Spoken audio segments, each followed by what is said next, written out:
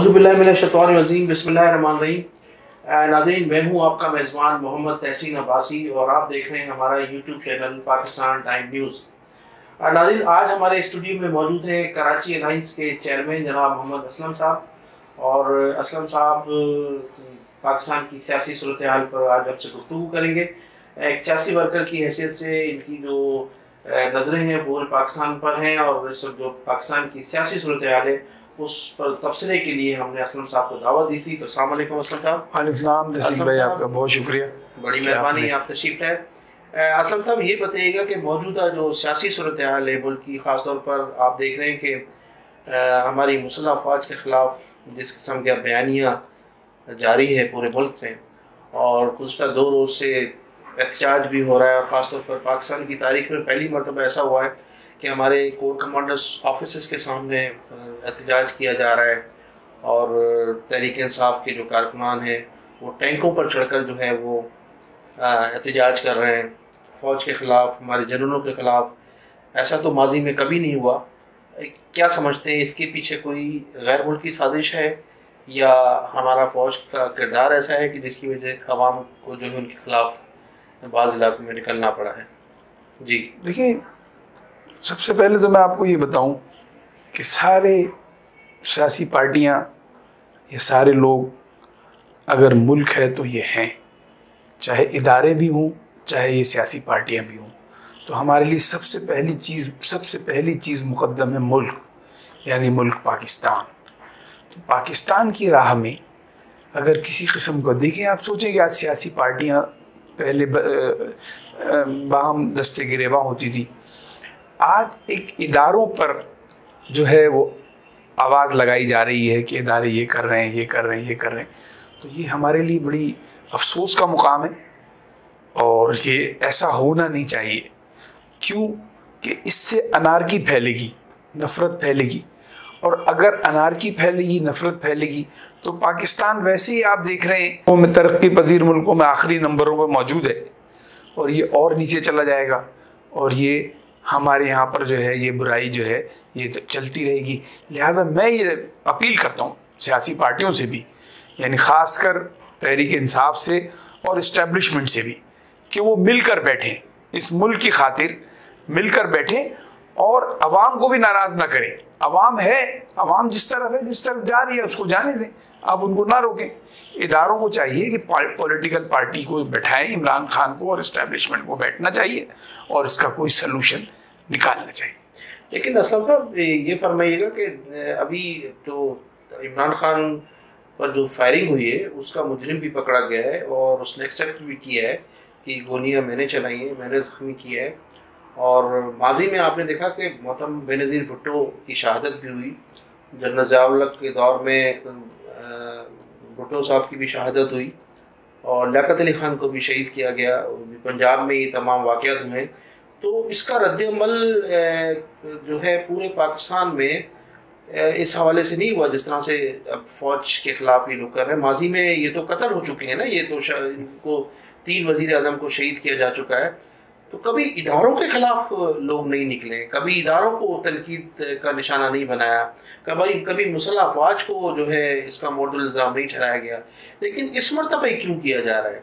देखिए, मेरा मकसद ये है कि अभी चंद रोज़ पहले जो हमारे इदारों के लिए इमरान खान साहब ने मुख्तलिफ तकारीर में जिस तरह से तनकीद हदफ बनाया, हिंदुस्तान के मीडिया ने उसको बड़ा अप्रिशिएट किया और वहाँ कहा जाता है कि अगर हिंदुस्तान अरबों रुपया खर्च करता तो हमें इतने फ़वाइद हासिल नहीं होते जितना इमरान खान ने मुफ्त में उनका ये काम किया है। तो आप क्या समझें, इसके पसे पर्दा कोई ऐसी क़ुव्वतें मौजूद हैं जो ऐसा माहौल पैदा करना चाह रही हैं अफ़वाज पाकिस्तान के ख़िलाफ़?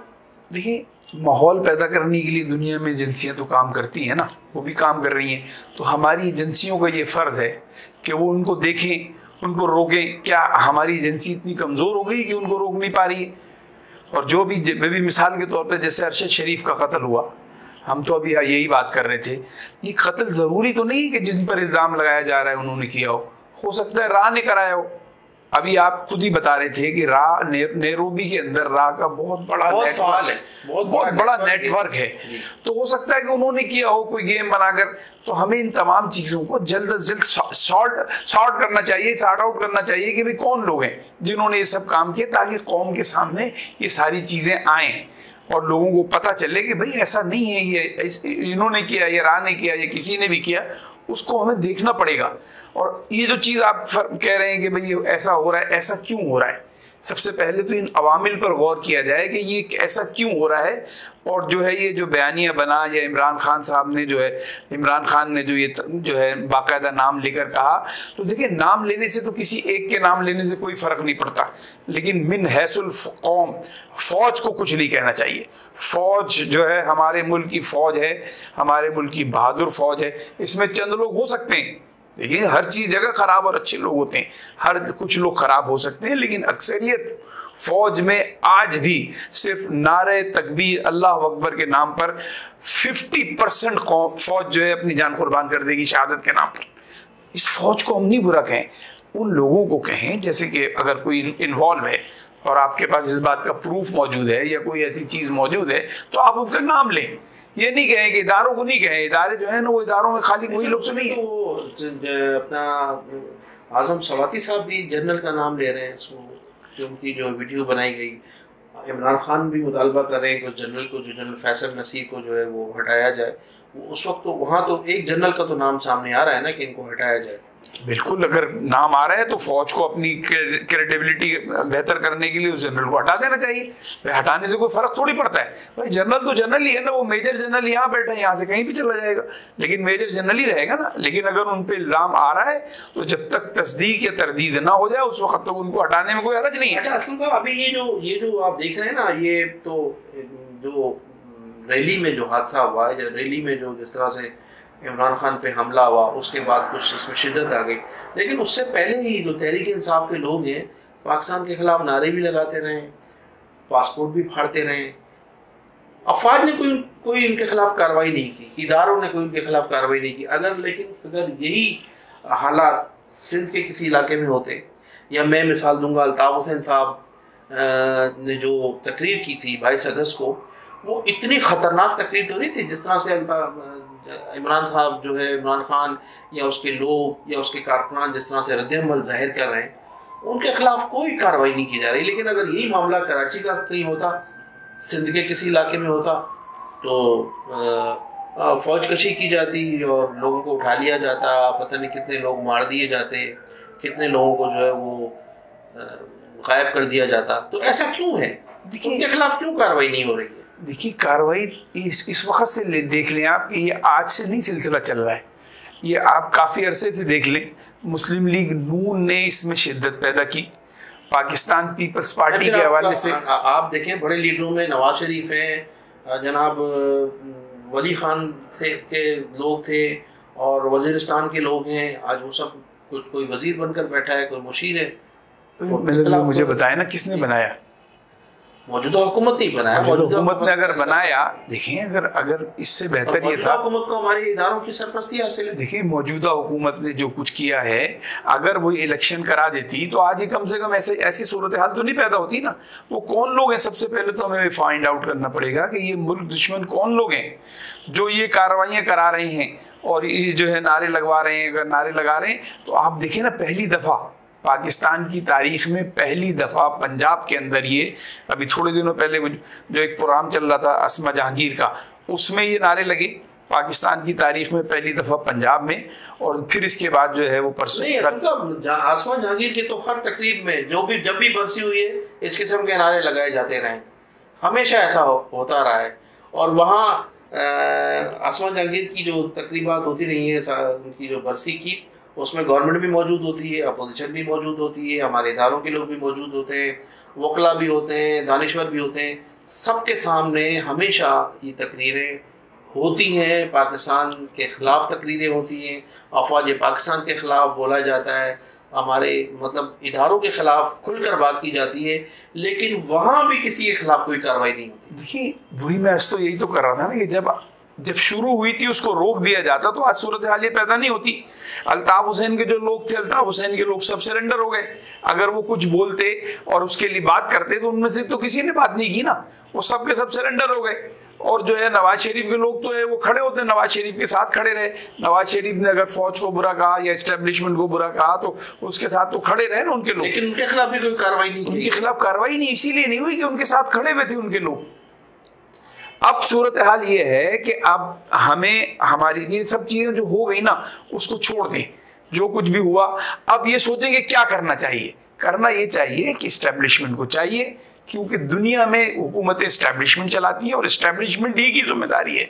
अभी भी पाकिस्तान को चलाने, ये जो हालात को बेहतर करने की जिम्मेदारी इस्टेब्लिशमेंट की है। इमरान खान से ज़्यादा जिम्मेदारी जो है ना इस्टेब्लिशमेंट की है। तो इस्टेब्लिशमेंट को चाहिए कि भाई अगर एक पॉपुलर लीडर है, अगर वो पॉपुलर लीडर है तो उसके साथ बैठें, उसके साथ बैठकर मामलात को हल करें, जहां तक जो सोल्यूशन निकल सकता है बेहतरी तरफ, जिसमें पाकिस्तान बेहतरी की तरफ जाए।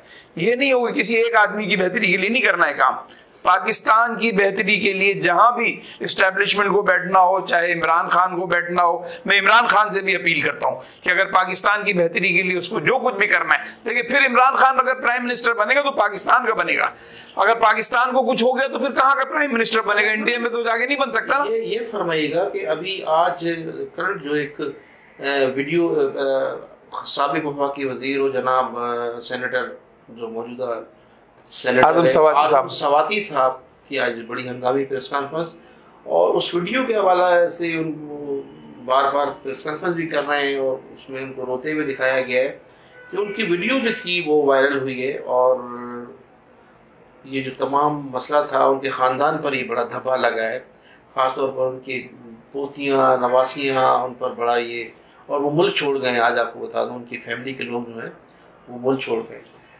उस वीडियो के हवाले से आप क्या फरमाएंगे? क्या मैं उस वीडियो की शदीद मजम्मत करता हूं, और जिन इस टेक्नोलॉजी के दौर में 101% ये मालूम होना चाहिए कि कौन लोग उस वीडियो के पीछे हैं, और उस वीडियो के चलाने वालों को सजा होनी चाहिए, चाहे कोई भी हो। मैं ये कह रहा हूं चाहे कोई भी हो उस वीडियो के पीछे उसको सजा मिलनी चाहिए। आज अगर हम किसी की माँ बहन बेटी के लिए सोचेंगे तो कल हमारी भी माँ बहन बेटी मौजूद हैं और उनके साथ भी यही होगा। जैसे को तैसा अगर आप किसी की फैमिली के लिए कुछ करेंगे तो उसकी आपकी फैमिली के साथ भी वही अशर अल्लाह ताला करेगा जो आप दूसरी की फैमिली के लिए कर रहे हैं। मैं उसकी शदीद अल्फाज में मजम्मत करता हूँ और उन लोगों को मुतालबा करता हूँ कि सख्त से सख्त सजाएं दी जाएं जिन्होंने फैमिली की जो है ना उस फैमिली की शरीफ फैमिली की जो है ना वीडियो वायरल की है। जिन लोगों ने भी की उनको सजा मिलनी चाहिए। लेकिन असलम साहब ये तो हमेशा होता रहा है, हमेशा ये वीडियोस जो है बनती रही हैं, लेकिन पाकिस्तान की तारीख में पहला मौका आया है कि लोग बोलना शुरू हो गए। इस किस्म की जो हरकतें हैं जिन लोगों की तरफ से भी हैं या जो लोग भी कर रहे हैं, पाकिस्तान में पहली मरतबा लोगों ने बोलना शुरू किया है, लोगों को ज़बान मिल गई है।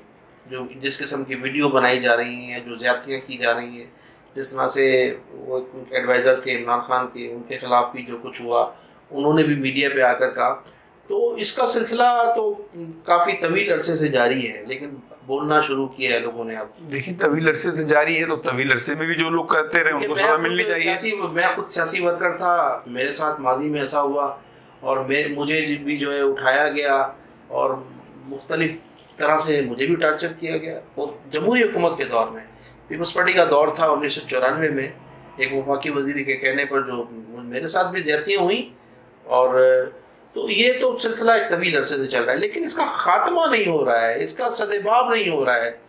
अब तो चीज़ तो चलती है, 35 साल से मैं इस सिलसिले में बोलता चला आ रहा हूँ, लेकिन अमली काम कोई नहीं हो रहा है। देखिए हमेशा मैंने फिर आपसे कहा ना कि जिस दिन हमारी इस्टेब्लिशमेंट ये बात तय कर लेगी कि कोई भी आदमी हो, हम किसी को भी छूट नहीं देंगे, इस्टेब्लिशमेंट के अंदर भी और इस्टेब्लिशमेंट के बाहर भी जितने सियासतदान हैं करप्शन में कहीं भी मुलविस हैं, ये तय होना चाहिए। अब इस मुल्क की खातिर, इस मुल्क के लोगों की खातिर ये तय होना चाहिए कि आज के बाद जो कुछ भी होगा उसकी जिम्मेदारों को सजा मिलेगी। और जो लोग अभी जिम्मेदार हैं, आजम सवाती साहब की फैमिली के लिए जो लोग जिम्मेदार हैं, उनको सजा मिलनी चाहिए। उनको फौरी तौर पर गिरफ्तार करके जो है उनको सजाएं मिलनी चाहिए। जब जब तो इस मुल्क में, वरना लोगों की नज़रों में फिर ये जो जिन लोगों ने भी किया है वो दूसरे लोगों की नज़रों में फिर उसी तरफ आता है कि भाई ये कराने वाले कौन लोग हैं, उनका नाम आता है। तो उनके नाम को ख़त्म करने के लिए उनको बताना चाहिए कि हमने नहीं किया है, ये इन लोगों ने किया है, लिहाजा हम इनको सज़ा देते हैं और सज़ा मिलनी चाहिए। करप्शन की इतनी खबरें हैं, करप्शन के मुतालिक पूरे हमारी इस्टेब्लिशमेंट को भी पता है, हमारे इदारों को भी पता है, लेकिन करप्शन रुक नहीं रही है। करप्शन जिस तरह से, मैं ख़ास तौर पर आपको बताऊंगा कि सिंध जो है करप्शन का गढ़ बना हुआ है, और सिंध में जितनी करप्शन है, हमारे जो सूबाई वज़रा हैं किस तरह से करप्शन में मुलव्वस हैं, पूरी करप्शन में डूबे हुए हैं, लेकिन हमारे इदारे उनके ख़िलाफ़ कोई कार्रवाई करने के लिए तैयार नहीं है। पिछले दिनों कोर कमांडर साहब ने वज़ीर आला सिंध से मीटिंग की थी और उनको कहा था कि यही 300 से ज़्यादा लोग थे, उनकी लिस्ट दी थी कि ये लोग गिरफ्तार किए जाएं, क्योंकि ये लैंड ग्रेबर्स हैं, सरकारी ज़मीनों पे कब्जे कर रहे हैं, लोगों की ज़मीनों पर कब्जे कर रहे हैं। लेकिन वो सिर्फ मीटिंग तक ही महदूद रहा और चंद दिन तो उस पर अमल हुआ, लेकिन उस टाइम फिश हो गया, उसके बाद ख़त्म हो गया। तो हमारे इदारे भी इस करप्शन के ख़िलाफ़ काम नहीं कर रहे हैं। हमारे जो एंटी करप्शन के इदारे हैं, FIA, वो पूरी तरह से करप्शन में मुलव्वस है। मुबैना तौर पर एंटी करप्शन जो है वो करप्शन का गढ़ बन गया है, एंटी करप्शन नहीं है, सिर्फ करप्शन ही रह गई है। तो इस्टेब्लिशमेंट तो इसके खिलाफ भी कोई काम नहीं कर रही है। दो चीज़ें हैं, एंटी करप्शन में आप देख लें करप्शन का गढ़ है, लेकिन होता क्या है, करप्शन क्यों होती है कि अगर एंटी करप्शन के इंस्पेक्टर ने कोई केस पकड़ा, उसके पास कोई शिकायत आई, तो वो तमाम इदारे जो है जितने भी हमारे, जो मैं ये कहता हूँ इन तमाम इदारों को आज़ाद होना चाहिए। एंटी करप्शन हो, FIA हो, पुलिस, इन पे गवर्नमेंट का होल्ड नहीं होना चाहिए। हमारे मुल्क के लोग जो हैं वो एंटी करप्शन के इंस्पेक्टर को कहते हैं इस फाइल को दबा दो, वो 10 फाइलें दबाता है, 20 अपने लिए दबाता है, फिर इसके बाद करप्शन तो बढ़ेगी ना। अब ये करप्शन जो है अगर मेरे खिलाफ है, मैं मिनिस्टर हूँ, मेरे भाई के खिलाफ है, तो उस करप्शन के केस को चलना चाहिए। ऐसा नहीं होना चाहिए कि उस केस को दबा दो, मिनिस्टर के जानने वालों के केस को दबा दो, चीफ मिनिस्टर के लोगों के केस को दबा दो। जब वो केस दबेंगे, आप बिलीव करें या नहीं करें, एस्टैब्लिशमेंट के पास, एंटी करप्शन के पास, FIA के पास तमाम सबूत मौजूद हैं। अभी नैब में सारे सबूत मौजूद थे, साहब को सब कुछ हुआ, नहीं हुआ, किसी को सजा नहीं हुई। क्यों? कि ऊपर से कह दिया गया कि भाई इनको सजा नहीं देनी, इनकी जमानत हो जानी है। नवाज शरीफ जो है वो, आप सोचेंगे कि किसी करप्शन की बुनियाद पे गया होगा ना, पैसे खर्च किए होंगे ना नवाज शरीफ ने, जो है पैसे खर्च करके वो मुल्क से बाहर गया ना। तो कौन लोग हैं जिन्होंने पैसे लिए? क्या अगर इमरान खान प्राइम मिनिस्टर है तो इमरान खान पे साबित करो और उसको सजा दो। इमरान खान का कोई मिनिस्टर शामिल है तो मिनिस्टर को सजा मिलनी चाहिए। अगर कोई और लोग शामिल हैं उनको भी सजा मिलनी चाहिए कि अगर भाई उन्होंने क्यों भेजा। बहुत शुक्रिया असलम साहब। हमारी दुआएं कि अल्लाह ताला इस मुल्क भी कायम रहे, इदारे भी कायम रहे, और जिस तरह से आपने कहा है कि हमारे इदारों को और हमारी सियासी जमातों को मिल बैठ कर ये मसला हल करना चाहिए, क्योंकि इससे पूरी दुनिया में हम जो है रुसवा हो रहे हैं। जिस तरह से वीडियो चलाई जा रही हैं, जिस तरह से अफवाज पाकिस्तान के खिलाफ जो बयानियाँ हैं मुख्तलिफ सियासतदानों का, और हमारी ये भी दुआ है कि अल्लाह ताला हमारी जो है वो करप्शन के हवाले से जो इदारों का किरदार है वो भी अपना किरदार अदा करे। अस्सलाम वालेकुम। पाकिस्तान जिंदाबाद।